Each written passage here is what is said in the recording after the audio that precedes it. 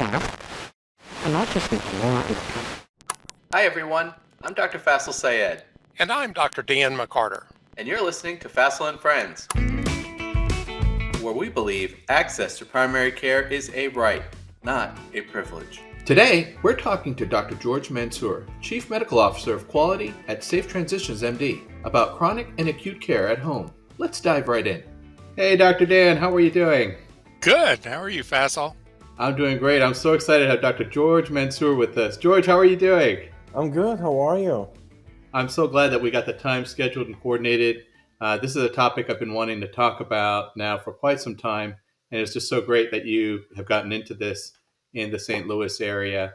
So I'm looking forward to today's conversation. Same here. But George, if you can please let us know, we'd love to start off with our physicians. We want to know, what was it that made you decide to pursue a career in medicine? That's a good question. Always asked to any doctor. I bet you've heard it before. I come from a family that is mixed, engineers and doctors, which is the only reason I went into medicine. I'm just kidding. It's you know, Wait, was this a forced situation? no, You had two options. You could become an engineer or become a physician.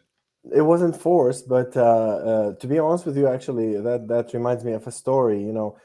Typically, it's very typical for students graduating the high school with the with grades that allow them to go to medical school. In my area, to just decide on medical school directly.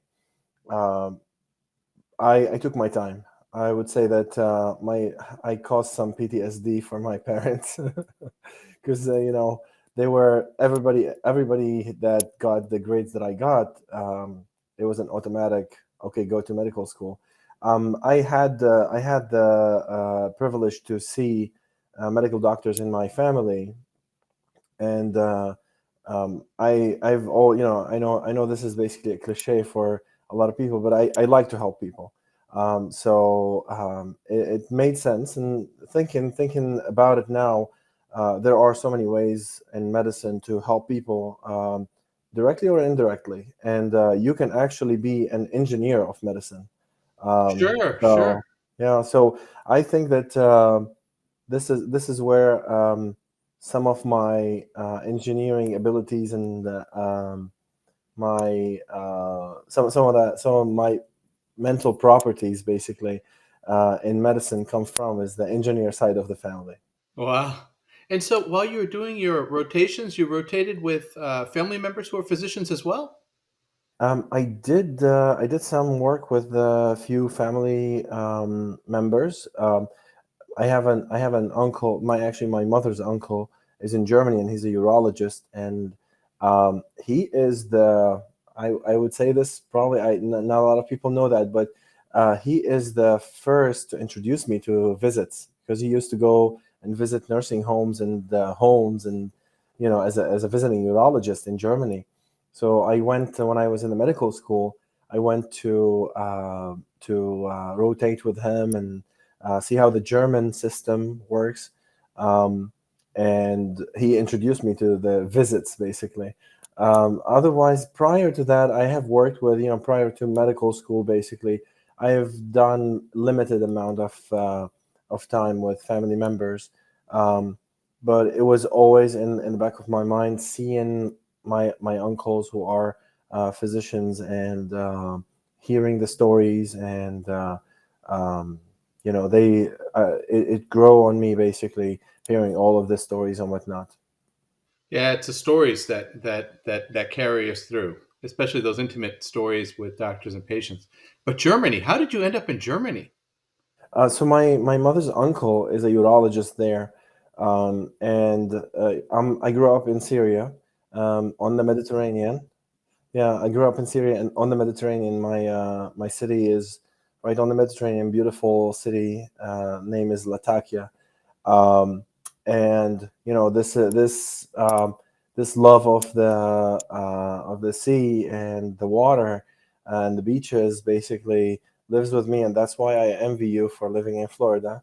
So, um, but in our area, a lot of people would go and have a degree or have basically continuing of their education somewhere else. Mostly the targets are some of the European countries, France, Germany, and the United States. So I was good for both, honestly, at school and college, and I wanted to explore.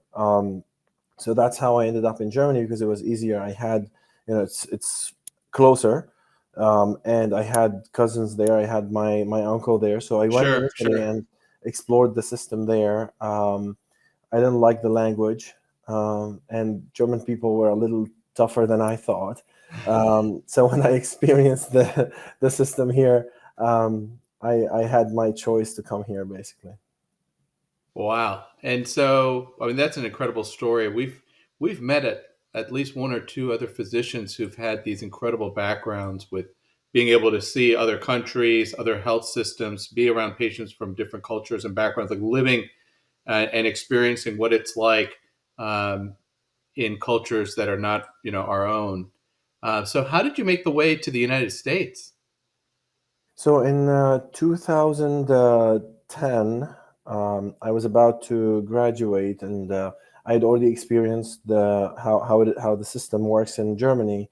And at that point, the my class was whoever wanted to go out of Syria to continue their education. We were split between mostly between Germany and the America, the United States. So. I had basically flipped this in my mind so many times, and I decided that I have to experience the system here. I had to see how it is, how is it like here before I decide between the two. So I applied. At that time, it was actually getting harder to get an observership or get to visit the United States for rotations. So I was pretty tech savvy, and I always try to explore new things. And so I started emailing everyone. I started emailing different universities, and I still remember Mount Sinai in New York had a visa that was not the best visa to come on. It was a J1 visa. So if you apply to that visa and got it, it stick with you, and you have to do a lot of certain basically tricks in the future to get to a green card or get your status more stable. And I didn't want to take that risk. I didn't know, will I be staying here or not. I didn't want to take a risk of having a bad visa. So I emailed them. I said, I know that you take J1 visa, but I wonder if there's any other visa. And they said, oh, we actually have just changed to F1 visa. So it was my curiosity that leads me to some, I don't know, good luck, I would say at times. And this was one of the eye openers that I have to ask. You have to ask to get the right answer. So even in the era of Google and internet and websites and whatnot, I had to do it the direct way and send them an email. And then when they said that they are accepting F1 visa, we applied. I had a couple of friends that were also waiting, so they basically they thanked me up until now for being curious and asking. And we came here. Mount Sinai and New York was just quite an experience, a cultural shock. I came on the 4th of January, 2010, and it was freezing. Faisal, it's definitely colder than Florida. So when I got out of the airport, I thought I'm gonna die here. I thought there's no way I'm making it out of here, and I wasn't prepared. Syria is way warmer, so it was quite an experience. I learned a lot. It was a cultural shock.